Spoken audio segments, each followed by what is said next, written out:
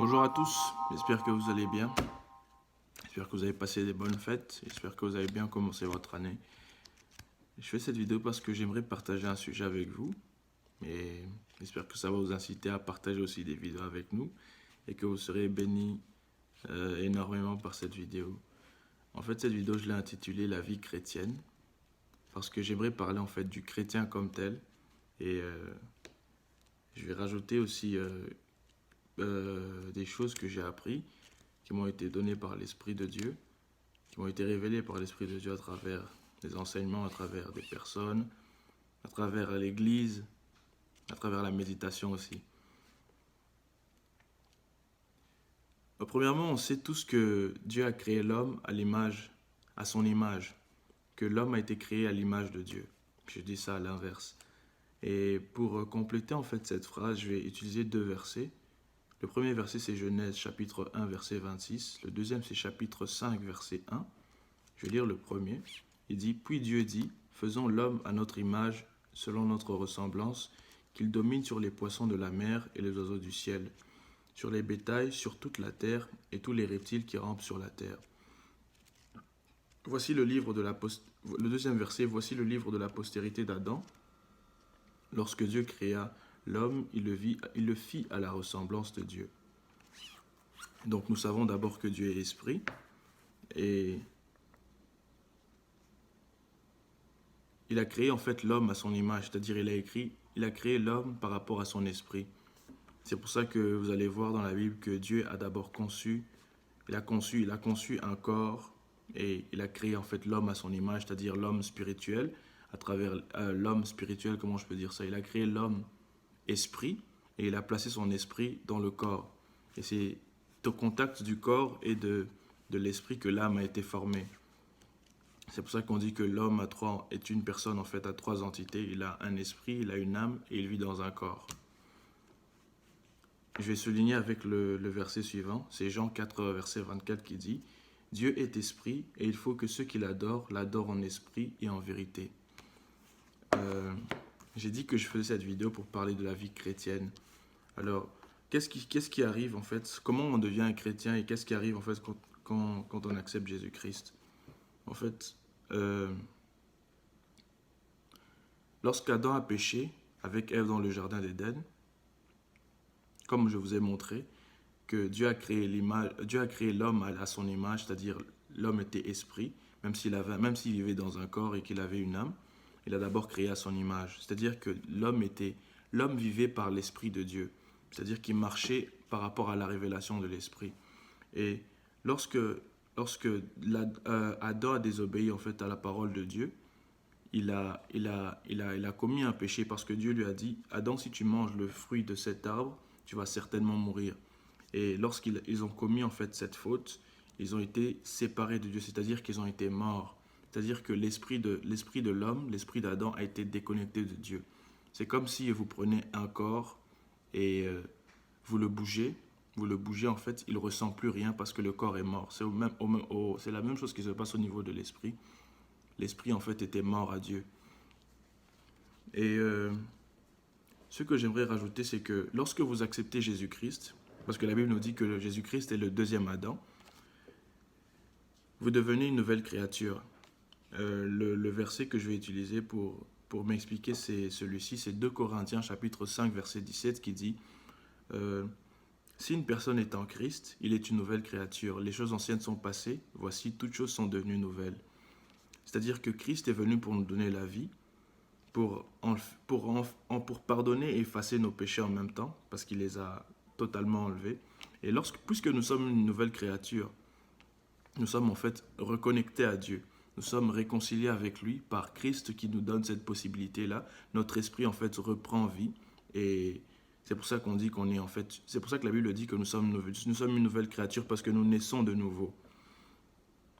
Et c'est très important en fait à comprendre parce que sans l'esprit en fait l'homme est mort.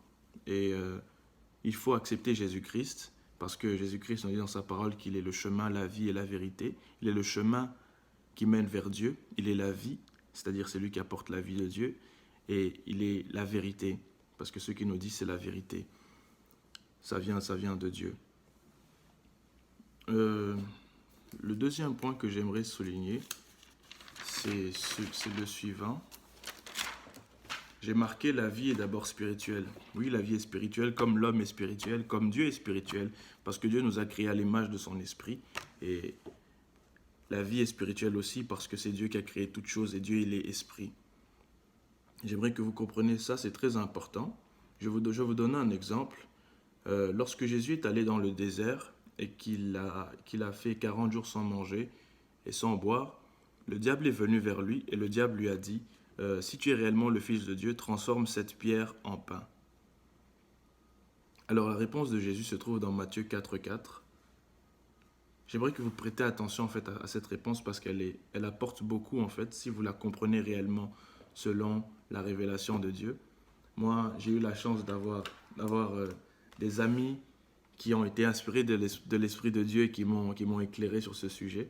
Alors Jésus dit ceci dans Matthieu 4,4, il dit « L'homme ne vivra pas seulement de pain, mais de toute parole qui sort de la bouche de Dieu, de la bouche de l'Éternel. » Alors qu'est-ce que Jésus nous montre ici? Il nous dit « L'homme ne vivra pas seulement de pain, mais de toute parole qui sort de la bouche de l'Éternel. » C'est-à-dire, le pain peut nourrir l'homme, mais ça sera au niveau de son corps.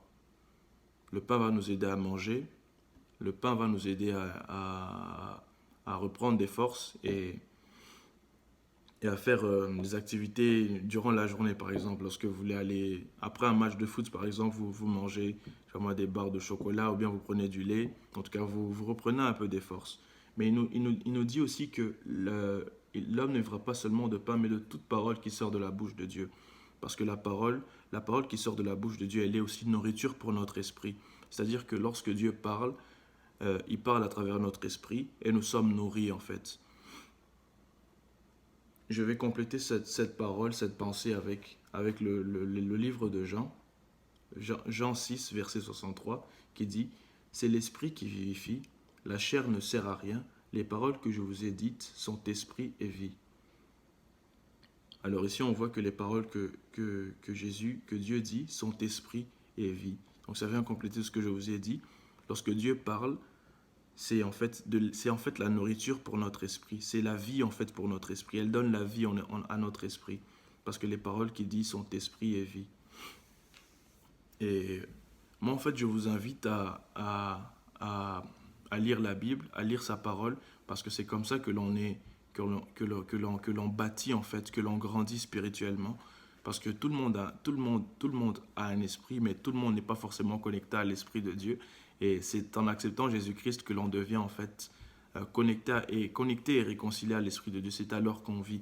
Et tout comme un bébé, on a besoin d'être nourri pour grandir, pour avoir une forme, pour avoir de la force, pour avoir des muscles physiquement. En esprit aussi, c'est la même chose.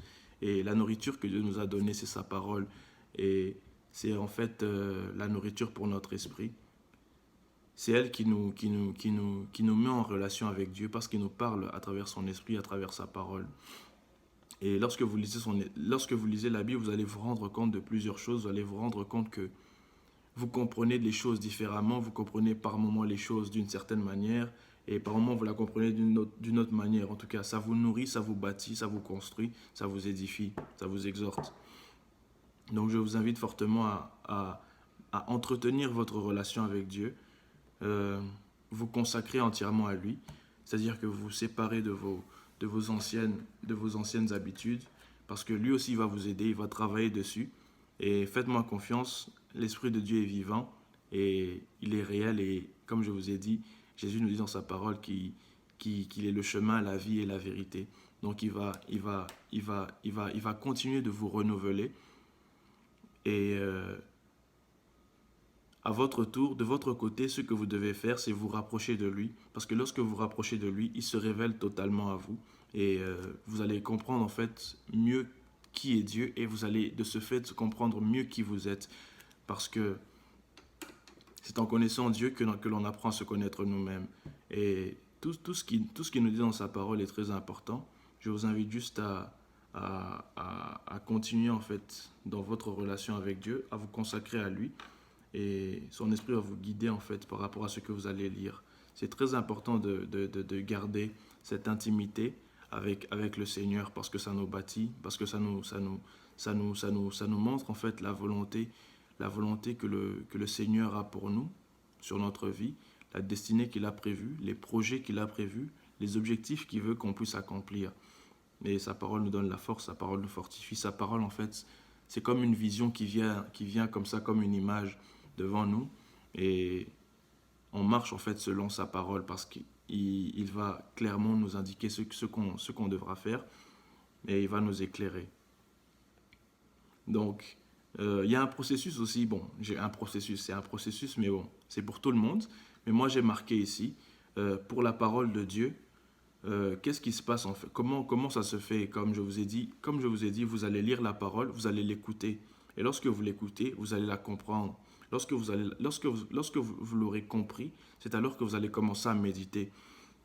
Quand je parle de méditer, je parle de vous entraîner dessus. Par exemple, vous lisez un verset